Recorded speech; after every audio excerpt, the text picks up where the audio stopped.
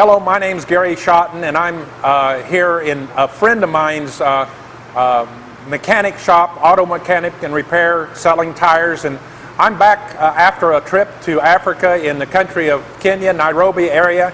And I met up and recorded conversations with Alfred Mutua, an owner of a similar mechanic shop and a man of vision. And he's going to talk to us about customer care, total customer care. He's going to share how he deals with his customers, how he makes sure his customers are happy, and how those customers come back to him. Let's hear from Alfred. My name is Alfred Mutua, Director, Universal Auto Touch Limited. We are in Kikuyu, Nairobi, Kenya. We are involved in repairing, servicing of vehicles, all kind of automotive. One thing that has been a strength of our garage is that I'm technical, having that passion of repairing vehicles. It has helped me to assist clients when they are stuck. Sometimes somebody calls me, the battery terminal is loose. It's a lady, she has never known how to do it. She just thinks everything, hell has fallen. Always been assisting them. Once he tells me what the problem, he or she tells me what the problem is, I'm very technical. I always lead them to where the problem is, because most of the things are too minor. They fix themselves, they run around, and to the next level, I'm believing God to put this in YouTube, or some of these small things, like a fuse is blown, the headlights are not showing, the car is not starting simply because the battery is not tied. The alarm is not working well, how to disconnect it and continue the safari.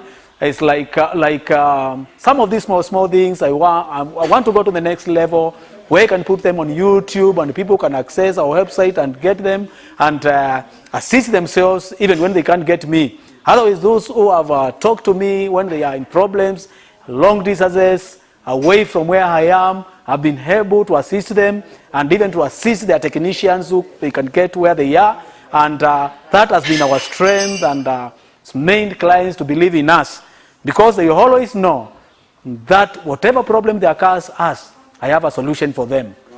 Away from the garage, I have a solution. I know what it is.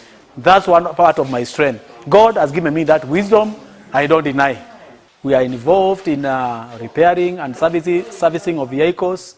I've been in this business for the last 3 years, doing the same business, repairing vehicles. But there are some lessons that I've learned as we continue to do business. Because before I opened the garage, I was doing part-time jobs where I was employed repairing people's vehicles. And in the course of repairing people's vehicles, I came to learn that it's good to have a target and a group of people whom you love to do business with. I found that now different ages of people have different needs. So, and the same people will determine the kind of business, the kind of money you'll make in the business. It's like I found we have these people from the age of 25 years to 35 years. These are people who are getting jobs, who are getting small loans to need to buy vehicles, who might not have money to repair vehicles. And these people are very demanding, they are very aggressive, they want things to be done, they believe in their small vehicles, they have their special needs, but they don't have the money to pay to take you to the next level. So we still have this other group which are from the age of 45 years to 60 years. These are people who have been working, they have their own business, they are very settled, they just want things to be done in the right way, and they need the results. As long as they need the results, they'll pay the kind of money you want. So I decided to target this kind of group from 45 years to 60 and above. And let me say that it has worked for me, because these are people who are running their own businesses, who you have to go to their offices just to need to send a driver to take the vehicle. You examine what the vehicle has. They don't ask for quotation. They just believe in you, and they pay that kind of money you ask for the services. As long, I have one client of mine, you can see the vehicle, the Land Cruiser that is here. He's driving this kind of vehicles. He has this Land Cruiser, he has a V8, he has a LX 570. One thing, for the last 15 years I've been working for him through part-time until I came to my garage. we always agree that I ask the kind of money I ask, but not one day the car should be stuck on the way. He moves around from Kenya to Tanzania to Uganda to Zambia with his vehicles, and it's my responsibility to make sure that the cars are serviceable. So all I'm saying is, like, there is a kind of clients whom you target who can take you to the next level, and you can't just hang in between this client and these clients and these clients. It marks a lot of confusion in the business. So it has worked for me.